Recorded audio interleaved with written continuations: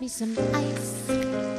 Skin me a peach and save the fuzz for my pillow. Poach me a prawns, talk to me nice. You got to wine me anytime. Yeah, I'm getting hungry. Peel me a gray. Hello Cooking Club members, welcome to today's webinar, and we are making salmon in papillote with wild rice leek pilaf. And papillote in parchment is one of my favorite ways of cooking fish. The packages can be done ahead, baked before serving. The presentation is unique and beautiful, and you can't smell the fish while it's cooking. Big plus on that one. So this is what I did earlier today.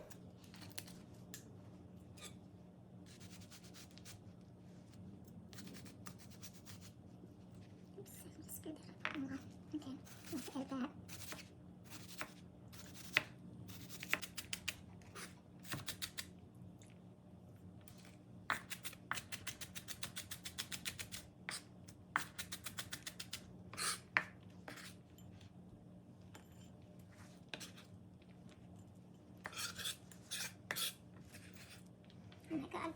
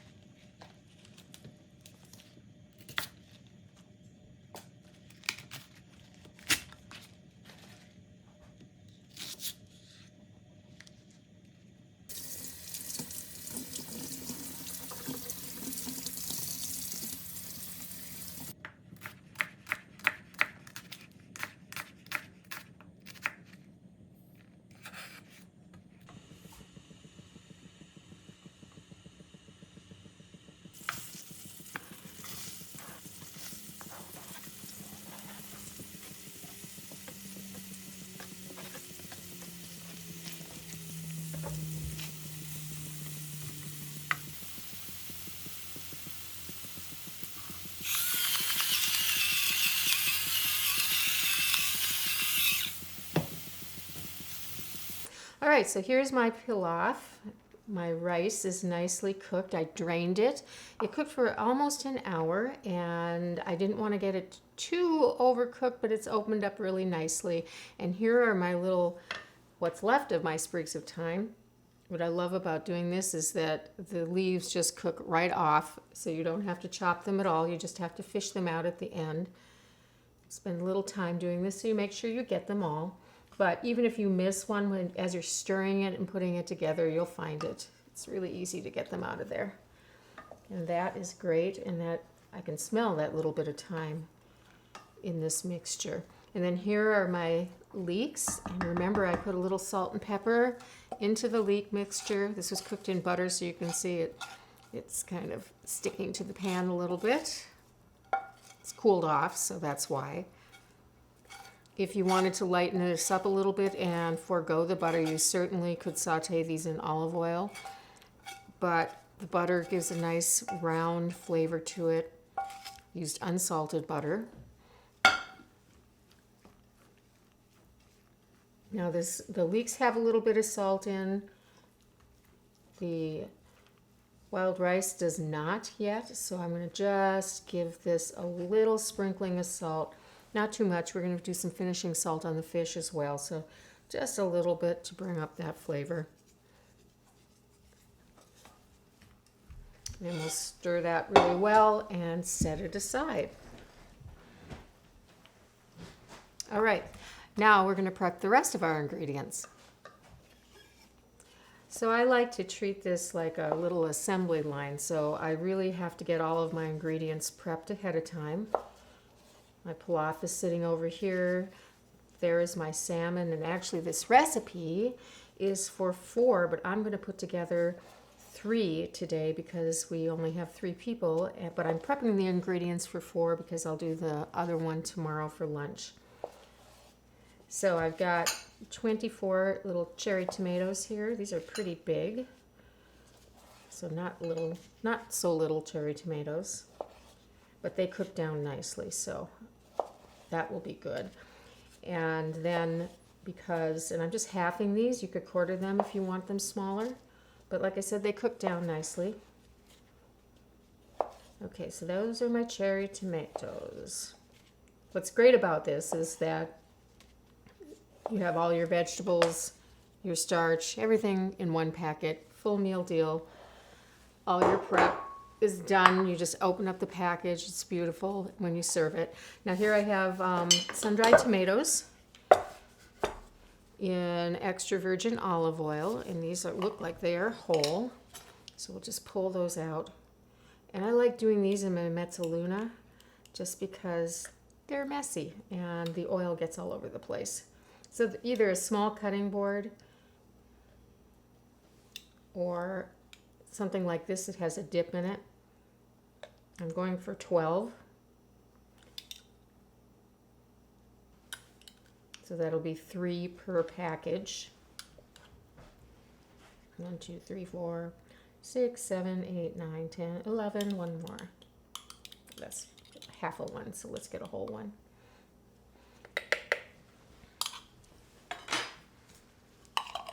Set those aside, and then we can just take our mezzaluna and kind of cut these up into strips. Just leave it right in the dip there, and then we don't have to put them in another container.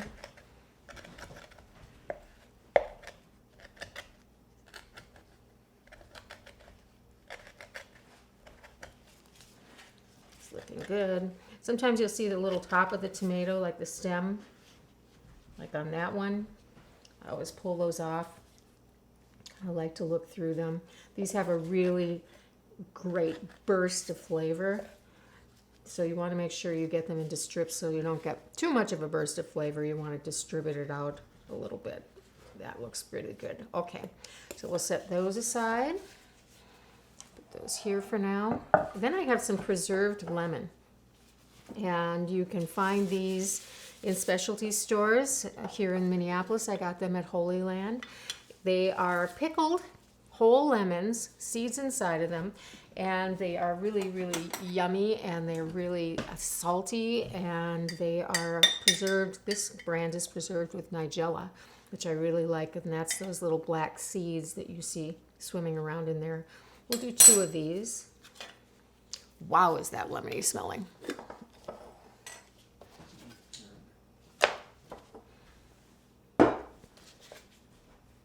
And we'll just slice those thin.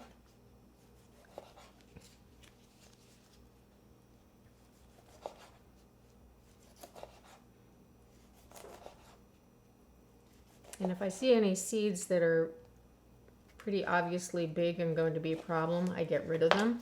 A lot of them are small and they're not, but if there's something that I think will be unpleasant to bite into, I pull it out. There we go. Let's put these in a little dish. There's a big seed. We'll get rid of that one.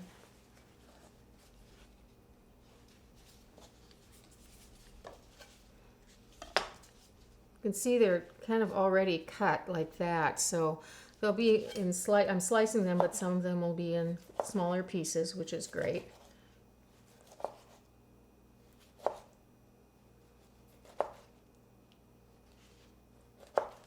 So it's rind and all. Eat the whole thing.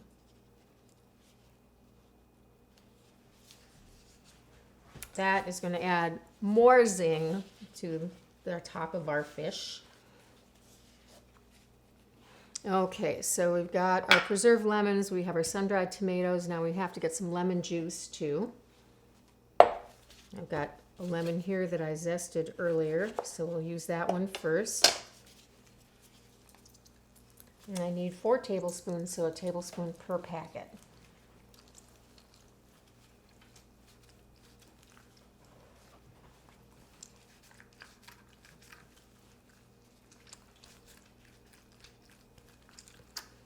If you didn't have preserved lemons, you could always use just lemon. Slice up a lemon and put that in there as well. But the preserved lemons have a really nice flavor to them, so I like using them. They're very typical in tagines and that style of cooking. Really nice little added bonus of flavor. I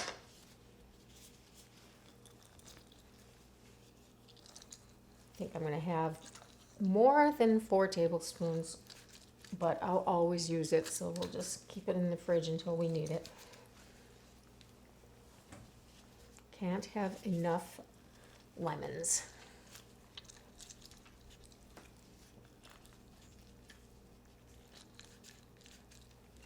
Okay, let me just grab a little strainer.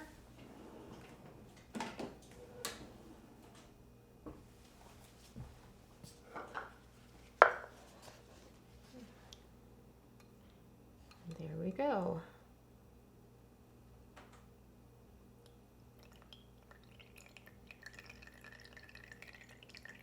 I may not have my 4 tablespoons. Well, that's okay because I'm only making 3 today and I have 3 tablespoons, so I'll have to get a little more tomorrow for my last piece of salmon when I do that. Okay. Set that aside, and then we need a little basil.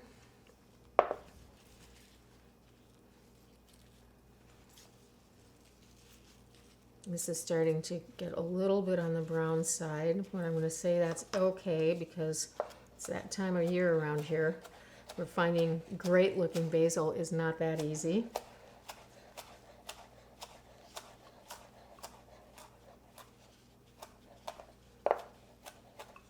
It's going to be baked anyway, so it'll change in color a little bit anyhow. Okay, in that goes there. Put it right back in the bowl. All right, that is everything that I need to prep. I'm going to get organized and we'll start making our packets. Okay, so I have everything in order here, and the way I'm going to work is I'm going to go from my left to right. So I know my ingredients are in order, so I won't forget anything because it's pretty easy to do when you're layering all this stuff together.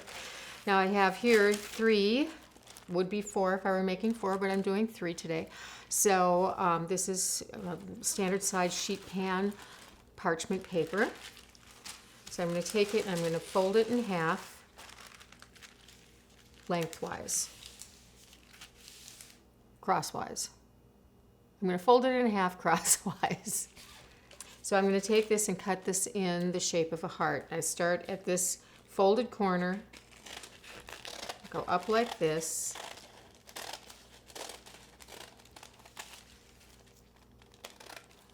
cut off the round edge, and then there we go, just like that. Get rid of all that extra paper. And when you open them up, you can see it's a heart, and I have 3 of them. Then let's make our first packet. Set it down like that.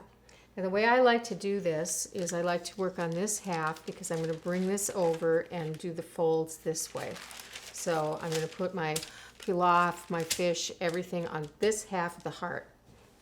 So let's start with roughly 1/4 of our wild rice pilaf.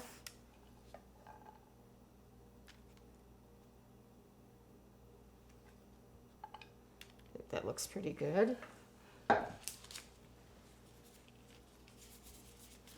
And then let's get a piece of our fish on top of that. Okay. A little bit of salt. You're really going to layer your seasoning in this. And a little bit of pepper. Actually, quite a bit of pepper. Then on top of that are cherry tomatoes. And these, of course, are going to roll all over the place. You just have to kind of keep pushing them back to where they belong. You can get them to sit with the cut side down, then they don't roll away. And the salmon, by the way, is, of course, skinless. I did check it for bones. I always do that. Okay. And then some of our sun-dried tomatoes. A lot of tomato things going on today. And a couple of our preserved lemons. Let's set those on top. Just kind of the whole time you're thinking that you're using a quarter of the ingredients for each one of these. You can kind of eyeball it. And then basil.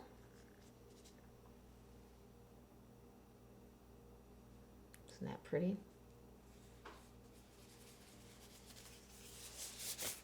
And a little bit of lemon juice, roughly a tablespoon. This is going to help the fish steam. And of course, add quite a bit of flavor. Nice little drizzle of olive oil to add a little bit of moisture. And then, again, salt. Not a whole lot. We have some salt in the fish. We have a little salt already in the pilaf. And of course, the lemons have some salt. So, and then a little bit of pepper. Now, here is the fun and somewhat tricky part because this is pretty high. So you want to bring this top over, starting at the inside top of the heart, and make really distinct creases. And you're going to just kind of keep folding on an angle around the heart all the way around. Now, the most important thing with this is that you just get that seal. Each fold is going to make the last fold stay in place. So it's kind of a little game. And of course you're always balancing the fact that you've got all of this stuff in the center that wants to ooze all over the place. So you just kind of have to keep turning it and pulling the top to cover things. Oops, I just ripped that a little bit, but that's fine. It'll be caught in the next fold. This has to steam in the packet, so you've got to seal it. When you get back to under this end, you're going to be tucking that end under. And then let's do that. And then this gets tucked under like so. Very pretty. And then let's just take, I'll use a spatula to put this over on my pan. And let's do another one.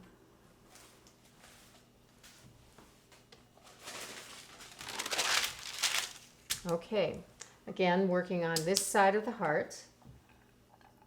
And you know, this is something, once you do it a few times, you'll find your own method of what works for you. This just works really well for me. And then my fish, and I need a glove for that. This is a bigger fillet. Nice. That. Very, very nice. Okay. Do a little salt and pepper here on the fish.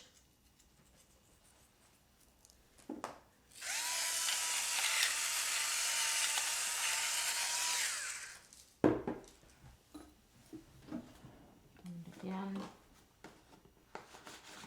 think I should just leave this box out. How does that sound?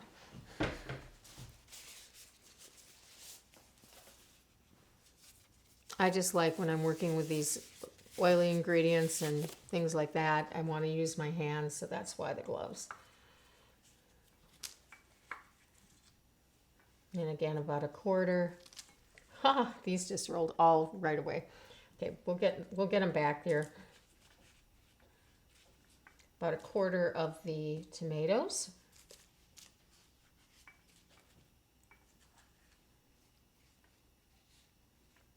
There we go, sitting like that. And then our sun-dried tomatoes.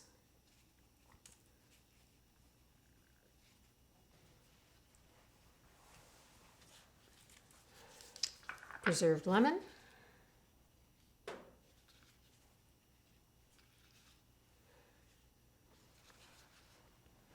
Wow, that's like a fantastic perfume. And basil.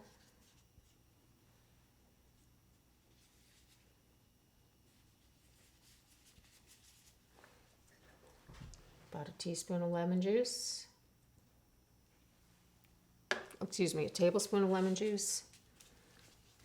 Extra virgin olive oil. And then I don't believe I put any salt and pepper on this top part yet, so a little bit of that. Bearing in mind that I've got some salty lemons and salty sun-dried tomatoes, so I don't need a whole lot of salt. A little pepper. Okay, so this one, I got just a little bit of tomato juice because of my tomatoes running away. Clean that up just a little bit. And again, working from that inside corner, we're going to do the folds.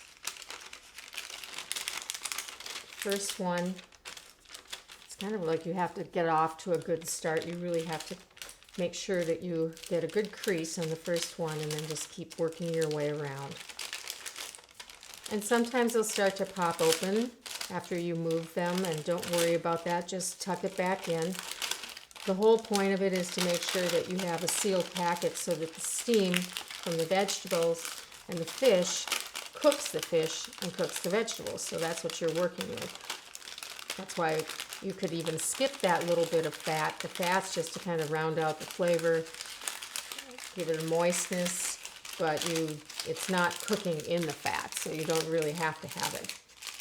And then again, we get down here, I'm going to do one more little tuck and then tuck the tail under, and that looks great. And I'll just lift that over. Okay. And one more. My oven is set to 400 degrees Fahrenheit and my packets are all set to go. I should mention that this heart-shaped technique is a classic French technique designed to properly surround the fish and seal up really nicely. Why it was a heart, I don't know, but it works really, really well and it's fun to do. Okay, into my oven. Okay, let's see how beautiful these are. They're puffed up, which is a sign that they're steaming on the inside. Now, I'm going to let these sit for about 10 minutes to let them finish steaming and cooking and cool down a little bit before we open up these packages. Okay, let's open one of these up. This is when these big spatulas really come in handy. Let's take this one. The parchment holds together nicely, but it still helps to have that little bit of support underneath. Now you could just unwrap the whole thing if you wanted to, but what I like to do to serve it is to just cut it from the top and kind of an X and open it up.